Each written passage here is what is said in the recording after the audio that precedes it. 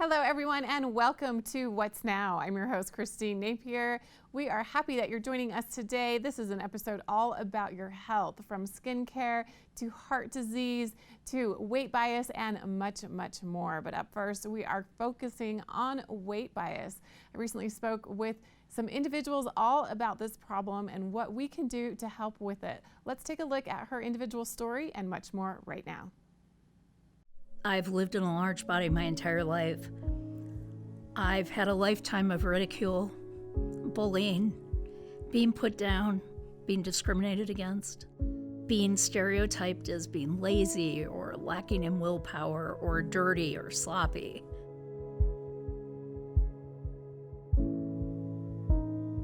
Diet after diet after diet.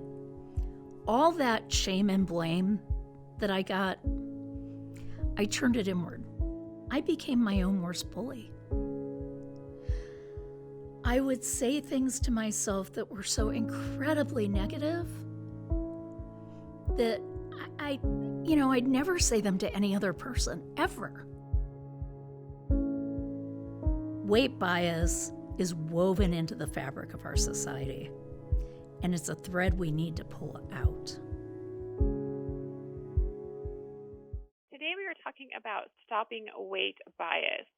Weight bias and weight shaming are prominent problems in the U.S., and here to tell us more about this is Joseph Nadglowski, President and CEO of the Obesity Action Coalition, as well as Patricia Nece, JD, Chair of OAC. We're going to discuss how weight bias appears in every aspect of life, to include employment, healthcare, education, media, and personal life.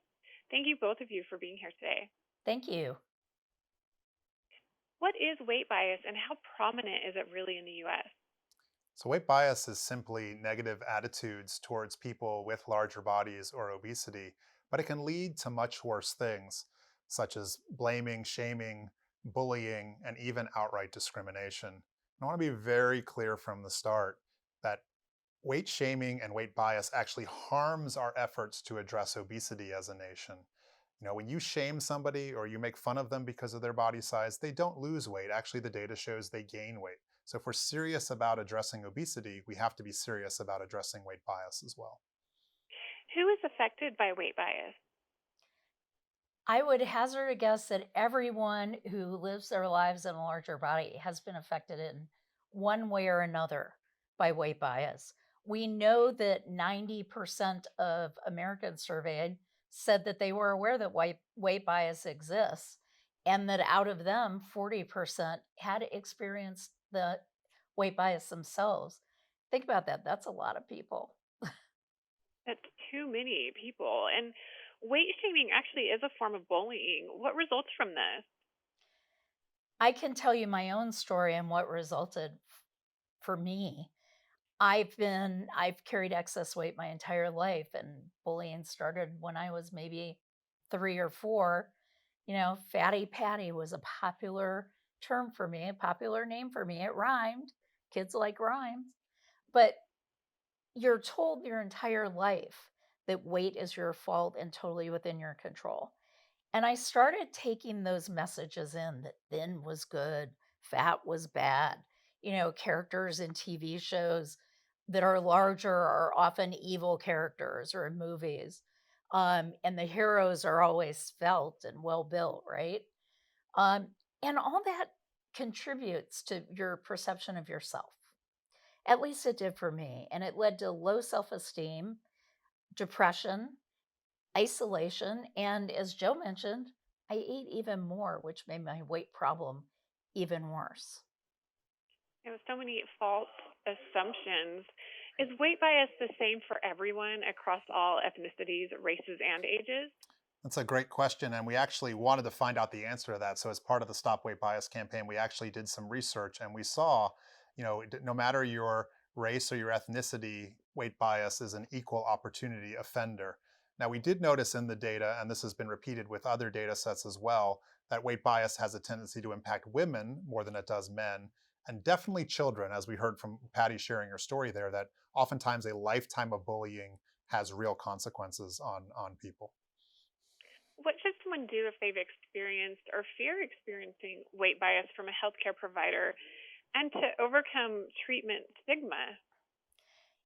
We get more complaints about weight bias in healthcare than any other area of society at the Obesity Action Coalition.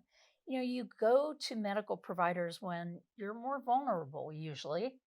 And when someone quickly attributes any problem you're complaining about to your weight, you're really, when it may not be your weight that's causing the problem, you stop wanting to go.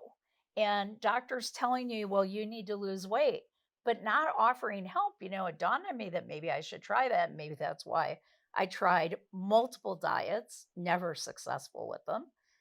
But they need to learn how to offer help to their patients. Empathetic, non judgmental support for people who have obesity. People with obesity face stigma in so many areas of life, and they've even recently seen it with COVID-19 care and vaccinations.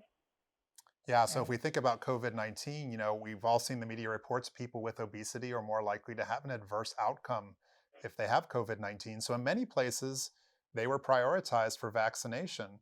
But this took some backlash, right? We saw in some communities there was backlash against prioritizing this at need group, another example of stigma. And then we also heard from some of our members who actually were afraid to go in line to get a vaccine because they were worried about being stigmatized when they were seen as the high medical need group. So again, we see that this stigma plays an ever affecting role in people's lives, and especially complicated when we add the complexity of COVID and obesity together. And tell us about the Obesity Action Coalition's Stop Weight Bias campaign and how we can be part of the solution. You can start by visiting stopweightbias.com, learning more about weight bias, learning where, just seeing it, beginning to see it in all areas of society, and then speaking out against it. It's time for everyone to speak out against it, not just people that live their lives in larger bodies like me, but everyone. And to treat people regardless of body size with dignity and respect. Such an important topic. Patty, I so appreciate your openness and vulnerability and that you're speaking out about this. I know it's inspiring and helping many people, and very appreciative that you took the time to be with us today. Thank you.